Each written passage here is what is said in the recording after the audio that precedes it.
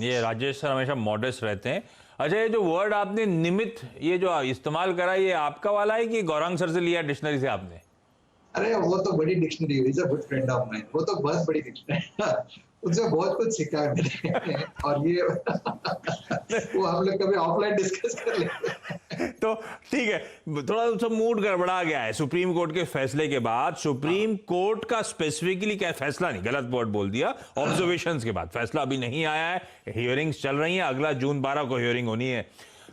Supreme court कह रहा है कि इकोनॉमिक एस्पेक्ट बड़ी नहीं हो सकती हेल्थ ऑफ जो पॉपुलेशन है उसके सामने, और वेव ऑफ करने की बात छेड़ी है उन्होंने। क्यों नहीं करा जा सकता वेव ऑफ, जिसपे अब फाइनेंस मिनिस्ट्री शायद रिप्लाई पोस्ट करे जब जून 12 की हियरिंग होगी तब। तो खैर पता चलेगा उसके बाद, ऑब्जर्वेशंस के बाद क्या फैसला आता है। इस समय थोड़ा सा मूड बिगड़ गया सुप्रीम कोर्ट के ये बात कहने के बाद, क्योंकि आप समझिए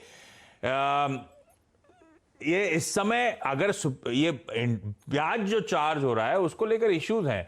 ये पैसा जो बैंक्स के पास है, पैसा किसका है? हम डिपॉजिटर्स का पैसा है, हम डिपॉजिट। अच्छा, बैंक्स अगर जो लोन शेल आउट करें उस पर ब्याज चार्ज नहीं करेंगे तो हम डिपॉजिटर्स का जो ब्याज देना होता है वो भी देना बंद कर देंगे फिर तो।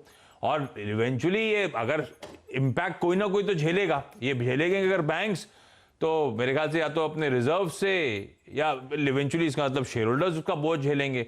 तो ये इफ्स एंड बट्स हैं, ये बैंक्स का पैसा नहीं है, ये बैंक सिर्फ मात्र मीडियम बने हुए हैं। डिपॉजिटर्स से पैसा मोबिलाइज करके लेंडर्स को उधारी देने का काम बैंक्स का है, उससे ब्याज कमा के इसको ब्याज देने का काम बैंक का है। ये पूरे सिस्टम पे सवालिया निशान लग जाता है, इसलिए थोड़ा सा मूड बिगड़ गया। हालांकि अब लोअर लेवल से वापस कुछ रिकवरी दिखाने की कोशिश कर रहे हैं, लेकिन अमरीश आप कैसे रीड करते हैं? क्या लग रहा है आपको?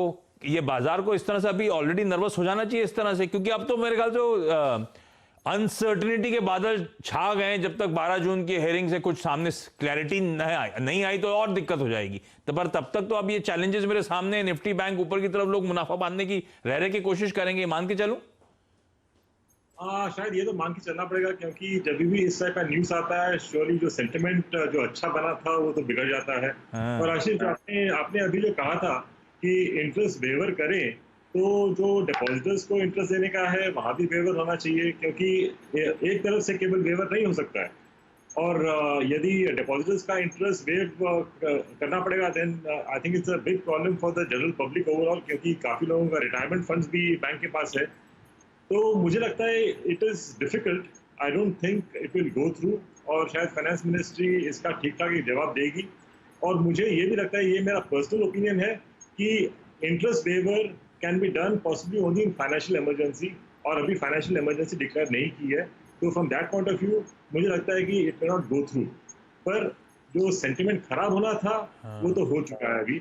But I think at lower levels possibly it's a buying opportunity, क्योंकि like I said this may not go through.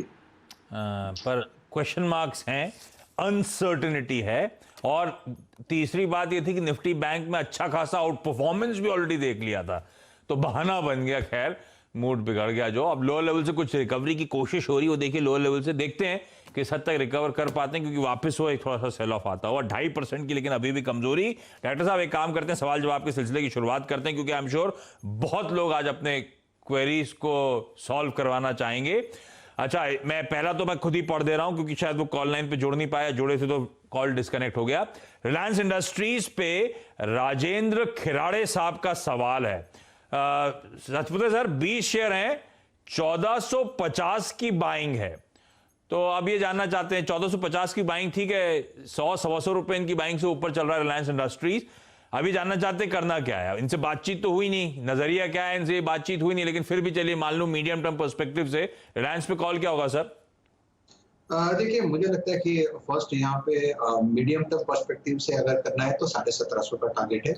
Short term perspective से देखना है तो 1620 का टारगेट है, और लॉन्ग टर्म पर्सपेक्टिव का टारगेट 2000 का है। एट प्रेजेंट 1572 पे चल रहा है, तो अब मेरे हिसाब से उन्हें बने रहना चाहिए। मीडियम टर्म का टारगेट 1750 का है, स्टॉप लॉस आपको रखना है करीबन 1400 का। मैंने पर्टिकुलरली आशीष थोड़ा डीप रखा है स्टॉप लॉस। मैं चाहता हूँ कि 1620 के ऊपर निकल जाए, प्रोबेबली इन दैट केस पर 1550 का स्टॉप लॉस को है वो ट्रेल कर सकते हैं। लेकिन फिलहाल जो है ट्रेंड पॉजिटिव है, बायस पॉजिटिव है। वैसे स्टॉप लॉस के कोई मुझे ऑनेस्टली स्पीकिंग मुझे इतनी कोई दिक्कत वाली बात तो लगती नहीं है। 1650 तो ऐसे, ठीक। 1620 तो ऐसे आएगा। तो राजेंद्र जी, सॉरी आपसे बातचीत नहीं हुई, लेकिन अगर आप सुन रहे हैं तो ये आपकी क्वेरी सॉल्व हो चुकी है। उल्लासनगर से संजय जी अब हमारे साथ जुड़ रहे हैं। Sanjay ji, good afternoon sir, सवाल पूछें।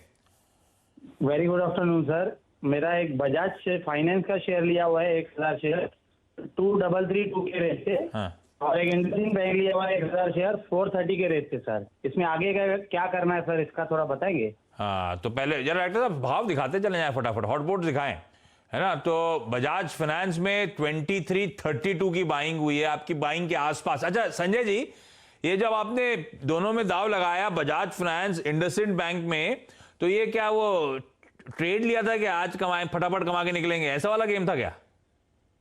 सर ऐसा नहीं था, जैसे क्या था, थोड़ा सेंटीमेंट लग रहा था आपको हो रहा है, तो वो हिसाब से 2-4-6 दिन का ऐसे ट्राई करके देखा है। अगर होल्ड करने की भी ताकत है सर, इसको 1 साल तक भी होल्ड कर सकते हैं सर। अच्छा, तो लिया था 6-7 दिन के लिए, पोजिशनल ट्रेड के लिहाज से दोनों स्टॉक्स इनकी बाइंग से हल्के हल्के नीचे चल रहे हैं। 6-7 दिन के लिए लिया हुआ सतपुर साहब, लॉजिक तो वो है, अगर अच्छा लगता है और 6-7 दिन में ट्रैक्शन नहीं आएगा तो रख भी लेंगे, ऐसी बात नहीं है। पर मुझे 6-7 दिन के लिहाज से, पोजिशनल ट्रेड के लिहाज से बजाज फाइनेंस और इंडसइंड बैंक पे कॉल दीजिए। आज